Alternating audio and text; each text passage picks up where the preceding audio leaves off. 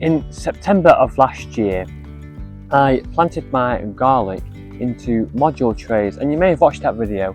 And then also in October, I then planted them module sown garlic cloves outside. I planted them in a few different beds actually, not just one.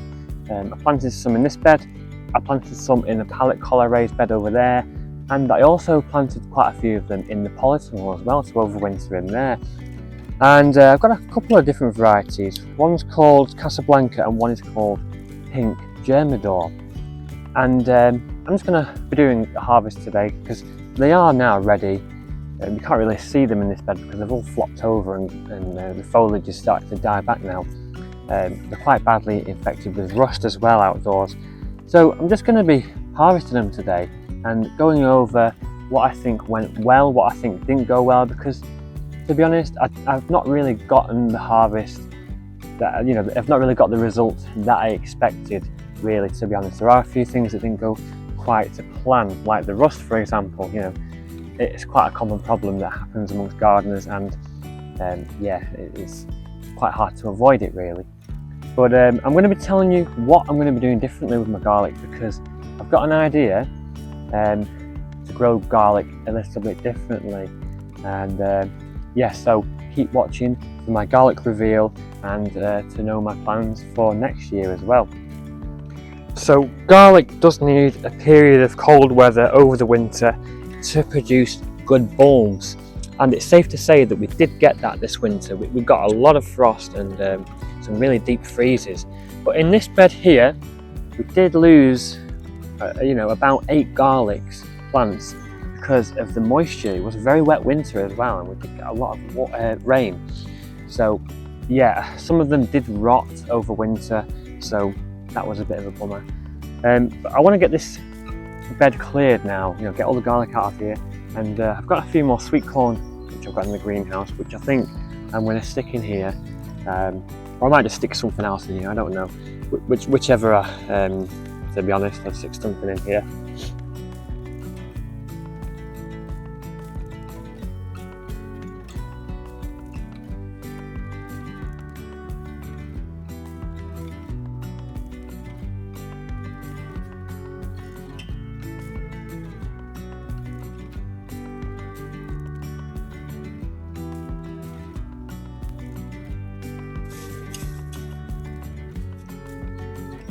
Okay, I think that's all of them from this bed. As I said, we did lose a few over the winter. Not see any more. No, I think that is it. So yeah, this is our garlic harvest from this bed. Oh, by the way, a good indicator that your garlic is ready, by the way, is the foliage will start to go yellow and it'll start to die back, and the plants will start to flop over like that. And of course, you'll be able to see there'll be bulb formation as well.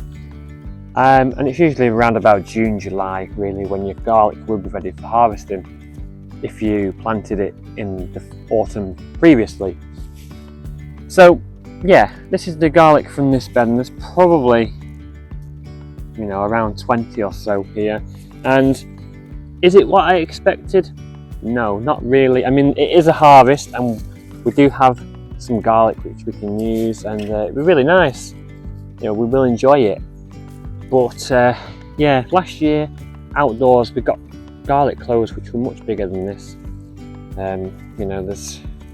They're not exactly the biggest, but things don't always go the way you expect them to. Things go wrong, and it's going to be different every single year. And I just want to document the things that don't go quite as well and the things that do go well as well.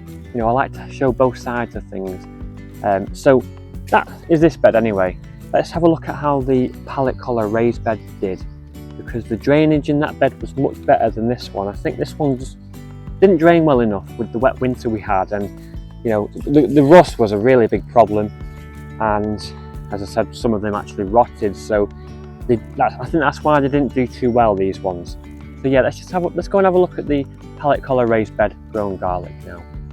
So we're here at the pallet collar raised bed where we grew more garlic over winter, and this garlic was planted at the same time as the other garlic. It was module planted in September, and then it was planted outside in October. And to be honest, I didn't really, this is a new bed. I only created this bed last year, and I kind of underestimated how much shade that these plants would get. I've got my cherry tree here, which has put a lot of foliage on this year actually, and there's a peach tree in the neighbour's plot over there as well, and yeah, it's given us quite a lot of shade through the early part of this year. So yeah, I'm not too sure these garlic has received enough sunlight, I'm afraid, but we'll see anyway. We'll see. The foliage has died off now. We'll see how well it did anyway.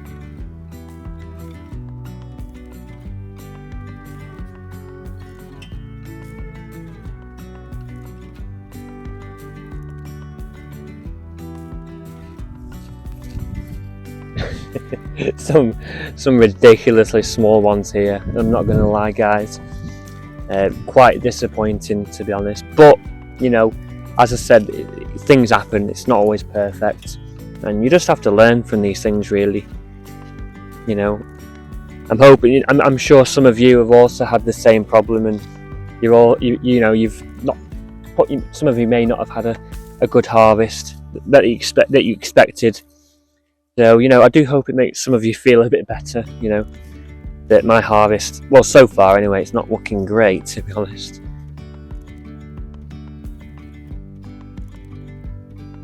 I mean, just look at the size of those. Tiny, like size of my thumb. I mean, we will still eat them. We'll enjoy them, and we'll still make them into garlic butter and stuff, and we'll use them in cooking. So they're not going to be wasted. It's just try peeling one of these little things here. It's not even worth your time, is it? Right, okay, I think that is everything. I think there's no little ones hiding. Well, we'll probably find out next year when some garlic start coming up. Okay, right, so that is the garlic harvest from this pallet collar raised bed, which, to be honest, as I said, got quite a lot of shade, and I think that's the reason why our garlic aren't very big actually. Let's go and have a look at the Polytunnel garlic and see how that did. Okay, so we're here in the tomato jungle, which is the Polytunnel, and I planted, it's very crowded in here, tomato plants. I planted around about 15 to 20 garlic cloves in here, which I had left over, and I just wanted to see how they did in the Polytunnel, because Charles Dowding said that he grows his garlic in the Polytunnel, or at least some of his garlic, and it doesn't get affected by the garlic rust. And he found that he harvests them a little bit earlier, and they're bigger, and so on. So I thought I would try growing some garlic in the Polytunnel. Now, obviously, the garlic was still in these raised beds when my tomatoes were ready to go into the final positions. So the tomatoes have grown around them, but to be honest, they've only just... Whoa, what the heck was that? Okay, wasp or something. Just nearly got attacked. Blimmin' heck. Right, okay, sorry about that, guys. Right, so our garlic is all flopped over now, showing signs. I need to get my trowel. Now, I have a confession to make, guys. I've already actually harvested 2 garlic cloves from in here, and they were actually much bigger than the outdoor ones. So I have taken a couple already.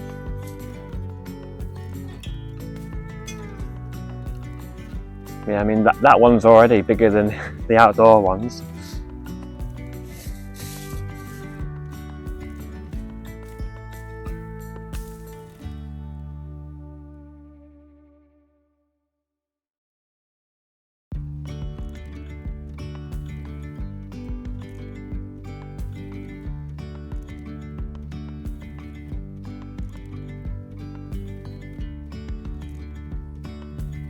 Okay, so that is the polytunnel grown garlic now harvested. To be honest, it was just a few leftover cloves that I had. Some were a bit small as well, but I just threw them in. And clearly, you know, they are looking better than the outdoor grown garlic. As I said, I've already harvested a couple of garlic and they were a nice size, you know, like these, reasonable size. There are a few more here, you know, a couple of small ones. But yeah, I do think that these are much better than the ones that I grew outside. And there's no rust damage on these either. There's no signs of any rust really, or there's a tiny bit there. But you know, for the most part anyway, there's not really any signs of rust on there.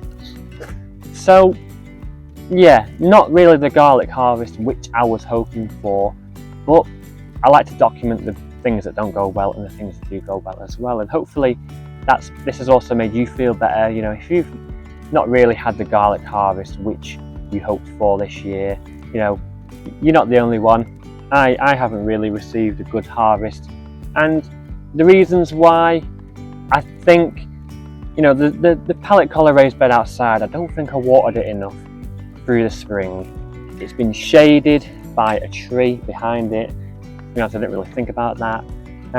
In the other bed with the rust, the bed wasn't very well draining, and yeah, the rust really took over. And even when I was cutting off the bad foliage that was infected, it just took over the entire plant.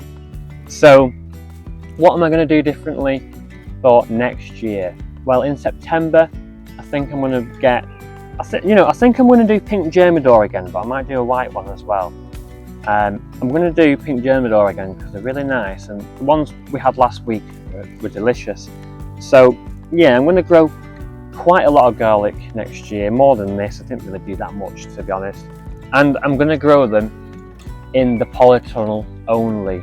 Or the other polytunnel, one of them anyway, this one or the other one. And they're going to be in raised beds. I might do them in this one actually, and having them all the way around here. So by the time they're ready to harvest, the tomatoes will be going in. They may overlap slightly, but nothing too bad. But you know, we could harvest them in May if they're growing in the polytunnel. You know, if we start them early enough this year, you know, maybe, well, it'll be around about September time, you know, early to mid-September, get them started in modules, and then get them in here in October. Hopefully, you know, there'll be no problem with rust, and as long as I keep them well watered, it should be all right, really. So that's what I'm going to do next year. And you know, this polytunnel gets plenty of sun. It's the sunniest part of the plot actually, so there shouldn't be any problem with sunlight. So yeah, garlic, a little bit disappointing with the ones outdoors anyway.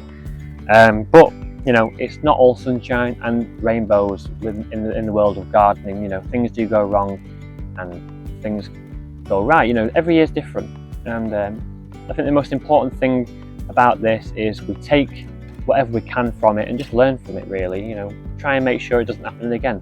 Sometimes it does happen again, but then we just, you know, try and learn from that again. You know, it's all just a learning process, really, and yeah, it's just all part of it, isn't it?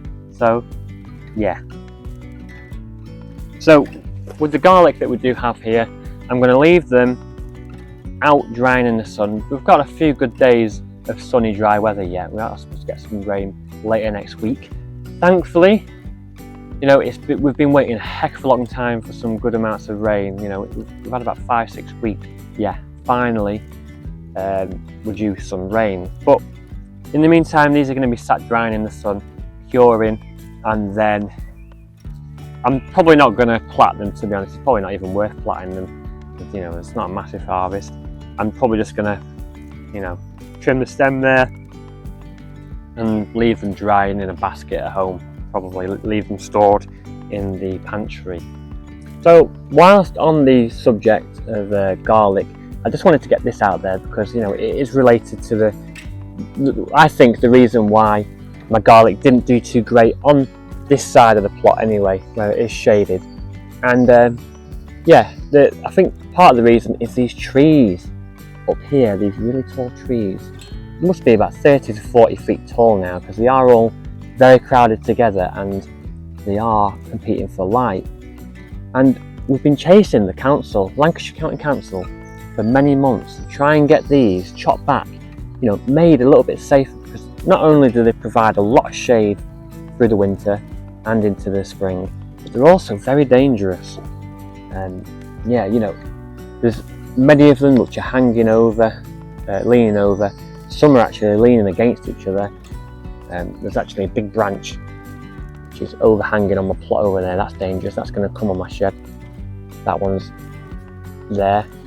And a plot neighbour over there had one come down on his plot. And I've had a couple of big branches fall on my plot and smash some greenhouse glass. That happened last year. And yeah, they're just really, really dangerous. And the committee has been chasing Lancashire County Council for many, many months, actually for the past year really, to try and get these made a bit safer, you know, even getting the few overhanging branches chopped off. But they just don't want to know, not interested. You know, as with many things, with the condition of the roads and other things with the council, they're just not interested, as so it seems anyway. They just don't want to know. So nobody is taking responsibility for the land in which these very dangerous trees sit on. And it's only a matter of time before some of these big ones come down, and hopefully, you know, I do hope there's nobody underneath them, because, you know, somebody could get killed, and that's the reality of it really. So yeah, situation, you know, we get a lot of shade on this side of the plot. That's why I'm growing my garlic in the polytunnel next year, over winter, because that side of the plot with the polytunnel gets the most sun. This side gets a lot of shade, but that's not the main issue. The main issue is the safety of these trees. Really, really bad. You know, on a windy day, I am a little bit cautious when I'm coming down here. You know, these branches really, really blow about. And yeah, just the council don't want anything to do with them. You know, even just chopping off a few of these overhanging branches, or, you know, chopping off, taking a bit of height off them. Yeah, so I just wanted to get my opinions and my thoughts out there to a wider audience.